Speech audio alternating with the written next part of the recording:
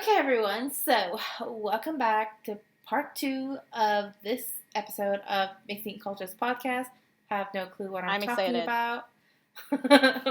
I'm already excited. We're talking about places you can visit in Korea. So last episode, we kind of talked about mainly in Seoul. We just pinpointed like 2 or 3 spots. But today, we will be doing more within Seoul, but a bit outside of Seoul as well. Yeah, like you actually have to commute like a little bit more to get there, but they're like still Buses. you're able to reach it with like public transit. Yeah. But so first, still nearby Seoul, we're gonna talk about COEX. I'm gonna try to quickly see what COEX stands for. So it's called Starfield COEX Mall in Korea. It is a mall, yeah. It's a big ass mall. Yeah. And it's a mall where there's a lot of food, there's a lot of places to shop, and also there is an aquarium there, from what I remember. I'm so sad I didn't get to experience one thing at the aquarium. Which one? Which was the piranha feeding. Oh, right. Because that's set on a specific day, and we weren't on that day when we went. Yeah. Yeah, the COEX, it kind of divides into a mall and like an exhibition center. And the aquarium is near the exhibition center. We went with my friend once, if you remember, to the aquarium. I do. And then we had this like tteokbokki afterwards. I don't know if you remember. I do remember. That tteokbokki was really good. I love tteokbokki no matter what. I love tteokbokki no matter what. That's true. Yeah. Yeah, but COEX, it's really big, this one. The aquarium it's one of the largest aquariums in Korea. It has over 40,000 creatures, they said, over 650 species. I don't remember like exact details of that aquarium, but I do remember when I went there, I was really amazed of how big it was. Yeah, compared to the size of the building, you'd think it's smaller. Yeah, because when you go into, to buy the tickets, you can kind of see some of the glass tanks, right? And some fish swimming. But I was like, damn, how big can an aquarium be in a mall? Because that's what you think. Because when you go to COEX, you don't see that back side of the building when you enter. So you can't imagine how big or how small this aquarium's going to be. So I literally thought, I really don't know what this is going to be like. Cause I don't want it to be a disappointment. Like, what if we go in and there's, like, 2 tanks and, like, you're done? Yeah. So I was like, I don't know how to feel about this when we first went to buy the tickets. But it's freaking massive. If you go with kids, I would say it's quite a good place to go because you're still inside a mall where afterwards you can get something to eat. You don't necessarily... What the heck was that? Yes. Necessarily have to travel outside, especially in the winter or summer where it's really hot or really cold. You're able to do everything indoors, and kids still, well, even though I'm not a kid, I still had fun. I mean, what can I say? Yeah. So, like, I've been to, like, my fair share of aquariums. Me too. So that's just one fun thing I also like to go. But that one is actually really nice. Every country I go, I will go to an aquarium if I can. Did they have that thing where you put your hand in the fish tank and they would eat like the dead skin? The doctor fish? Yeah. Yeah. They have Oh my god, that's so weird. It feels like little kisses on your hand. It feels so creepy. I've done a massage like a fish, that kind of thing, when I was in Thailand. Yeah. Yeah, because they actually say, don't put your feet in, obviously. Well, yeah. Like, and then you have to wash your hands first before you put your hand in. You have to wash your hands. Yeah, so you wash your hands, and then you rinse it really well, and then you put your hand in. All the little fishes go, and they come towards you, nibble, nibble, nibble. And your hands are clean, because they'll, like, move away from your hand and go to, like, a different hand. Yeah, and then when you take your hand out, it's smooth. Like a baby's bum. It's so smooth. And then, like, I'll wash my hands, obviously, after it. But I really like that. No matter which aquarium I go to, if they have that exhibit, I'm putting my hand in. Oh, yeah. That's pretty. I want smooth hands. Thank you. Yeah, I don't know. The aquarium is really fun. I think it's worth it to go if you're curious. Like, And if you like going to aquariums. I follow a lot of these Instagram posts, what is it, accounts, where it's like Korean food.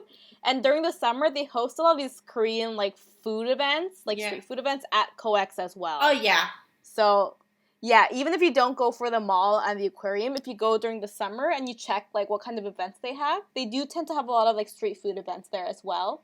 So it's a good time to go in the summer. And Korea is starting to develop more of like a food truck kind of booming at the moment. So I'm sure when everything calms down from COVID and you go, you'll see it's quite different from how things were before.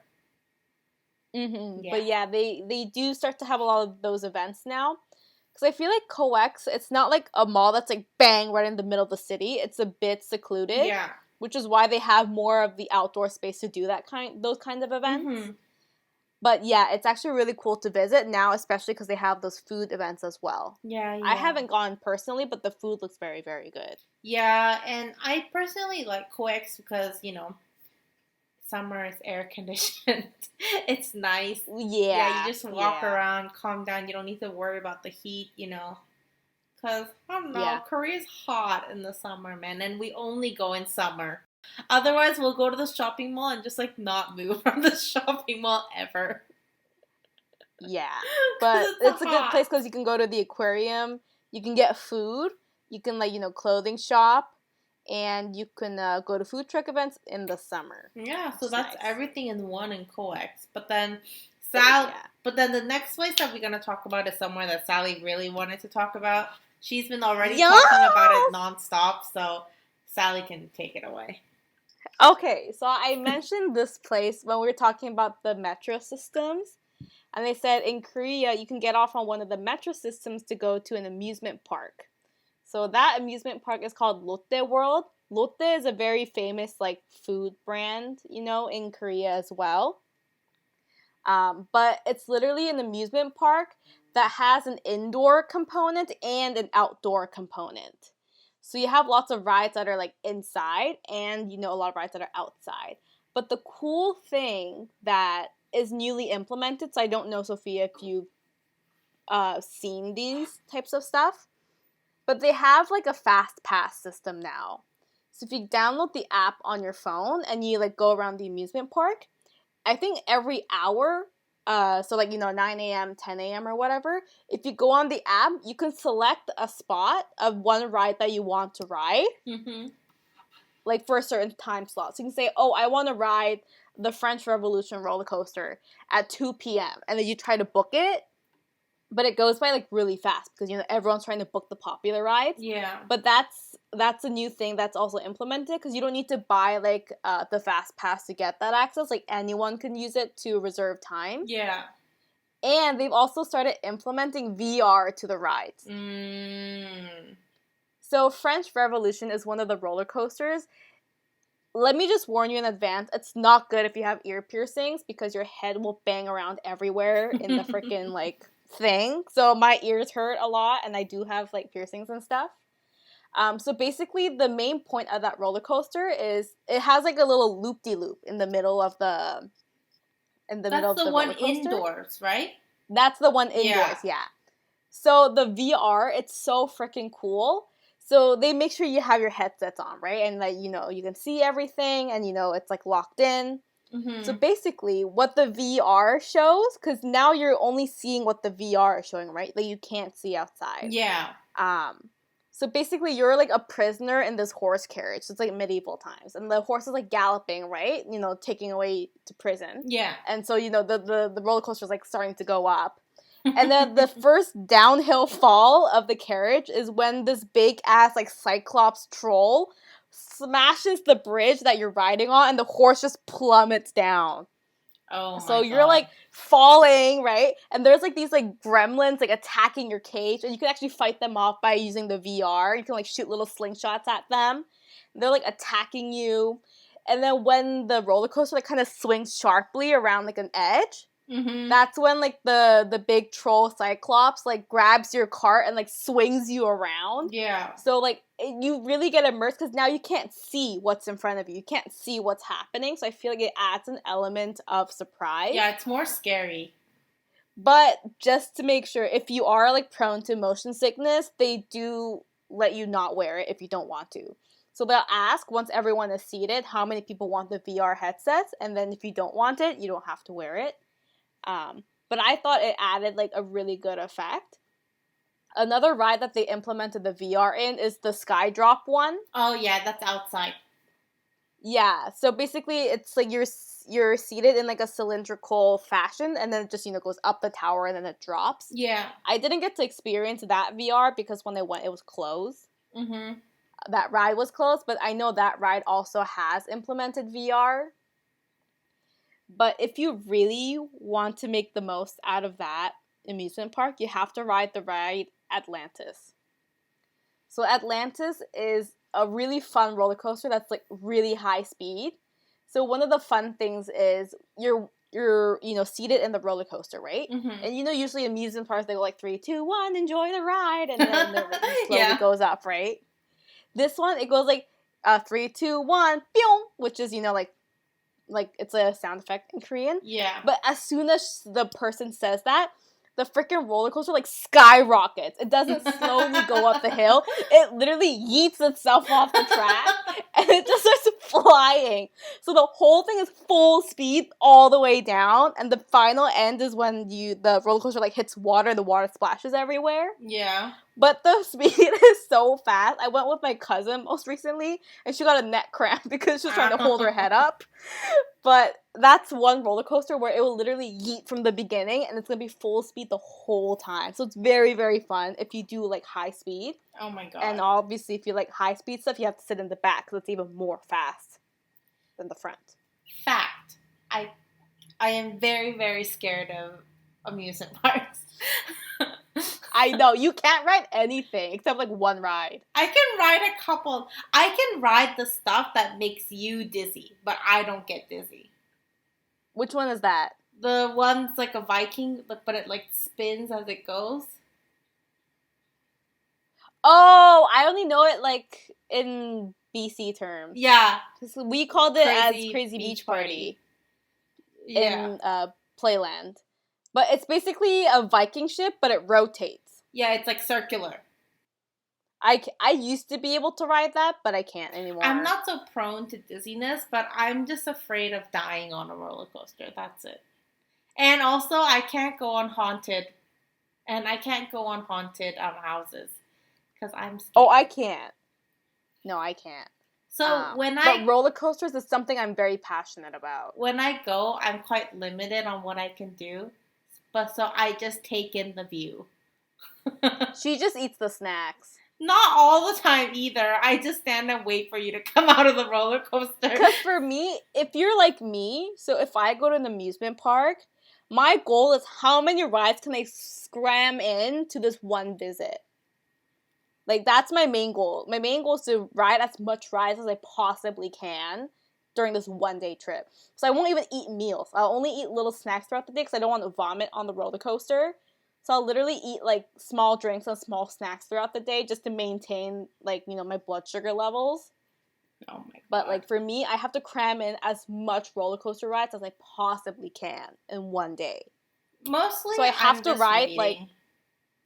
Yeah, like, if I go to Lotte World, I have to ride the Atlantis ride at least twice. And that one has the longest line. Mm-hmm. I usually ride French Revolution 2 or 3 times. Oh, Asteroids are really fun. So Asteroids, it's like a underground roller coaster. It's like underneath the ground. Yeah. But along with the roller coaster moving, your seats kind of rotate as well. Mm. So it's like neon light. It's like all black lights, with like glowy stuff around. But the reason why it's scary is when the roller coaster falls, because the room is so dark you can't see that you're falling. Yeah. But that one's really fun too. I really like it. I guess I just don't like the feeling of when the roller coaster drops. Drops. Because I love that feeling. Because I like amusement parks. I like going to amusement parks. But when I go with you, I just have to make sure that someone else goes with us as well so they can ride with you. I don't mind waiting. And Harley, to be fair, he'll go on a ride if we go. He won't go on a ride if we don't go. Like, he's really indifferent either way. So, yeah. If me, Harley, you and one of your friends go, that's probably like the perfect pair. But like Lotte World is kind of like the small version of an amusement park in Korea. There is a bigger one. Yeah. It's freaking massive. Like they have a little gondola that goes between the two parts of the Yeah, amusement park. That's so big. Because you have to walk up a really large hill to get to the other side. Because I think the bottom side is where the safari is, right? Like the animal stuff. Yeah, so the bottom part, my favorite ride is the Amazon Express in Everland if you go. I got karma biting me in the ass when I went on that ride last time. Well, yeah, because you're supposed to get wet, except I didn't get wet. Only you got wet. No, so I thought, like, so you can predict, so you're on this big, like, floaty tubey raft, right? Yeah. So you're, like, tucked in, you have these little, like, waterproof kind of blankets, which doesn't really work. Like, if the water hits you from outside, you're good, but if it comes inside, then you're just trapped with the water inside slushing around. But when you dip down, you can see the wave kind of, like, jump over the tube. Yeah, and you can predict who's going to get wet. And you can predict who's going to get wet. So, like, we hit something, and I'm like, oh, I didn't get wet. And then the tube dropped where I was sitting, and then I literally got soaked. And I'm like, this is the worst piece of karma I've ever seen. Karma has not hit me faster. It was literally within, like, 2 seconds of me saying that sentence, I got soaked. Yeah, that's pretty funny. And that ride's, like, normally when we first go to Everland, which is a bit far from Seoul, but you can still take a bus there. The first thing you ride is called the T Express, which is like the wooden roller coaster equivalent of BC.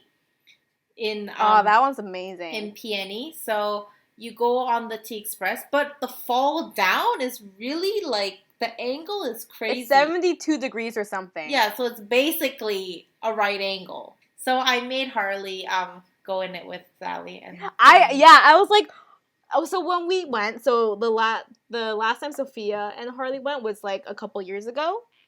Yeah. Before we got married. The short amount of time we were in Korea. The 1 week we did all of this. I told Harley, like, oh, there's this roller coaster I really want to ride, but, like, I don't want to go by myself. I'm like, do you ride roller coasters? I also don't want to drag you, right? Yeah. And he was like, oh, yeah, I'm fine. So we did that, booking a time slot. Like, it opened at 12:30. So I went there at 12 to start the lineup. Yeah. Because if you don't line up, like, early, you can wait, like, 2 hours. Mm-hmm.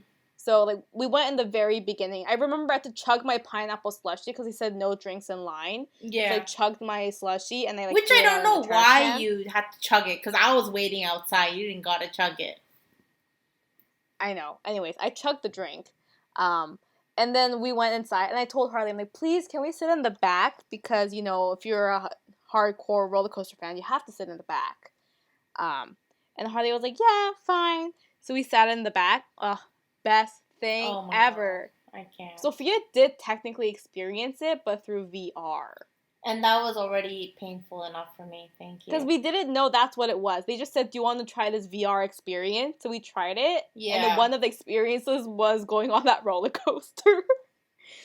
Sophia was not happy. No, I was not happy. At all. But that roller coaster is so fun. Oh, I convinced Sophia to ride the tortoise and the rabbit roller coaster when we were there. Oh, no. So they have this one section in the amusement park that's called Aesop Fables. So all the rides are based off of Aesop Fables. And, one of the famous ones is the race between the tortoise and the hare. So in front of, like, all the roller coasters, they have, like, either a hare or a tortoise, to fit the theme. And I told Sophia, oh, this roller coaster isn't that bad. Like, look, it's not even that high. Like, it doesn't go, like, meters and meters up like the wooden roller coaster does. Mm-hmm. And I'm like, you're going to be fine. You're going to be fine. So we rode it. Sophia was not fine. No, I was not fine. I was the opposite of not fine. No, I was the opposite of not fine. That was the best experience ever. It was so fun to see Sophia panic.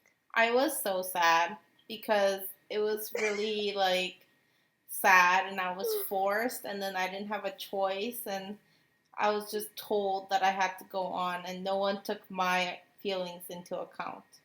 Because, like, the roller coaster, so if you can ride, like, 2 roller coasters at that amusement park, no matter where she goes, she can ride the water roller coaster. So the log roller coasters that go into water, she can ride that fine.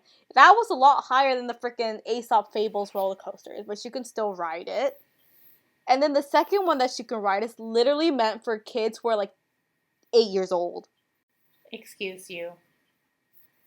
It's literally a dragon roller coaster that's almost basically flat.